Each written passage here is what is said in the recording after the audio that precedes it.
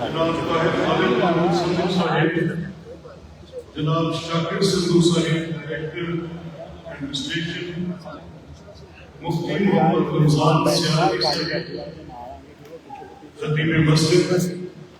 جناب شیخ جمیل احمد صاحب اور جناب طاہر منصور صاحب۔ مینو تے نانا کر یار زندگی میں کچھ لوگوں کی محنت کا قائل ہوں، میں زندگی میں کچھ لوگوں کے مقدر پر نشر کرتا ہوں، میں زندگی میں لوگوں کے کیے کاموں کا جائزہ لیتا ہوں۔ تو آج جب میں یہاں پر اپنی بات شروع کر رہا تھا تو طاہر بھائی کا نام لیتے ہوئے مجھے نقوی بھی کہنا پڑا، بخاری بھی کہنا پڑا، کیونکہ میں نے زندگی میں ہمیشہ طاہر بھائی کہہ کر پکارا ہے، اور یہ ان افراد میں سے ہیں جن کے مقدر پر میں نشر کرتا ہوں، جن کو میں سمجھتا ہوں کہ اللہ تعالیٰ نے ان کے ذمہ وہ کام لگایا ہے جو بڑا باعث سعادت ہے۔ اور ابھی رستے میں آتے ہیں مجھے یہ کہتے آ رہے تھے کہ ضروری کام ہے جس کے لیے میں نے آپ کے پاس آنا ہے۔ تو میں نے ان کی جب بات سنی تو میں نے بڑی رشک بھری نگاہوں سے پھر ان کی طرف دیکھا۔ ایک تو ان کے ذمے اس جگہ پر جو ذمہ داری یہ ادا کر رہے ہیں، میں نہیں مانتا کہ انسانیت کی خدمت سے بڑا کوئی اور بات ہے۔ اور آج جب میں یہاں پر حاضر ہونے کے لیے آ رہا تھا تو رستے میں میں نے خلق خدا دیکھی، میں نے مخلوق دیکھی اپنے، وہ خلق عقیدت کے بغیر نہیں تھی، وہ خلق کسی جذبے کے بغیر نہیں تھی، وہ خلق ایسے روا دوا تھی کہ اپنے ارد گرد پس و پیش سب سے لاتعلق، اور وہ چلتی آ رہی ہے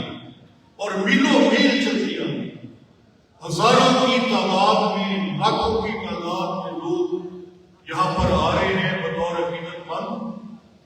اور یہ سلسلہ آج کا نہیں، اب تو یہ 1000 سال کی بات ہے۔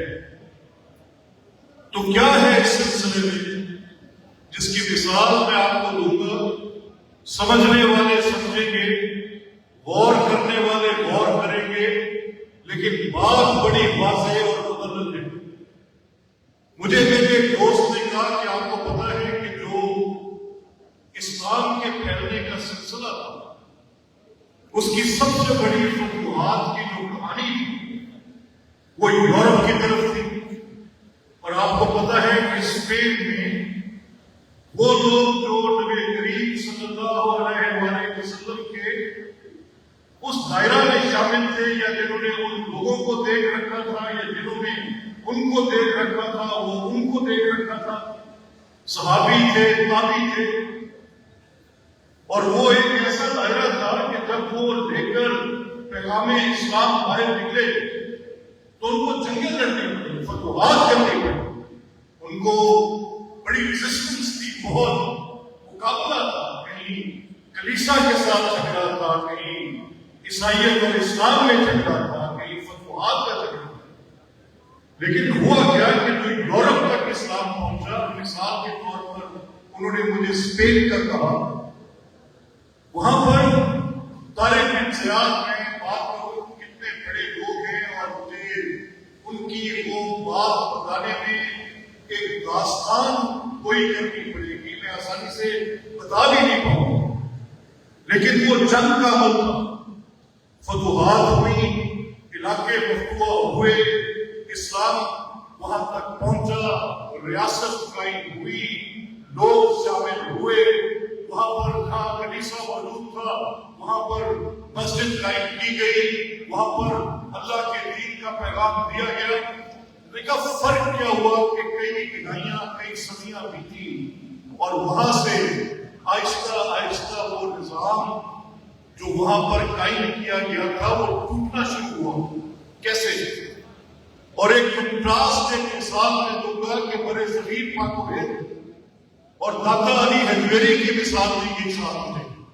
اور مجھے بتایا گیا وہ ایک پڑھے لکھے اسکالر ریسرچ کرنے والے میرے دوست تھے جو میرے ساتھ یہ ساری گفتگو کر رہے تھے، تو انہوں نے کہا کہ فرق یہ ہوا کہ ایک طرف جب اسلام کا پھیلاؤ تھا دنیا میں یہ پھیل رہا تھا، تو یہ جو طریقہ برے صغیر میں قائم کیا گیا جس میں تبلیغ کا، جس میں خانقاہی نظام تھا، تو آج اتنے 100 سال گزرنے کے بعد ان دونوں میں اگر ہم تقابلی جائزہ لیں تو ہم سمجھتے ہیں کہ دائمی حیثیت اس کو حاصل ہوئی جس میں حضرت داتا علی حجویری سر فہرست ہے۔ تو میرے جیسا بندہ بھی جو دنیا دار آدمی ہے سوچنے پر مجبور ہوا کہ ہر چیز کی اپنی اپنی حیثیت ہے، ہر چیز کا ایک اپنا طریقہ کار ہے، ریاستوں کے قیام کا، ان کی حدود کا، ان کے جغرافیائی کا،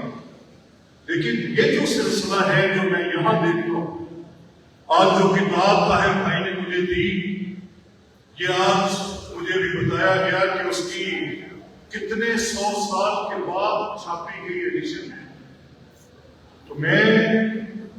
یہ ماننے پر، یہ سمجھنے پر اور اس پر پوری طرح سے عمل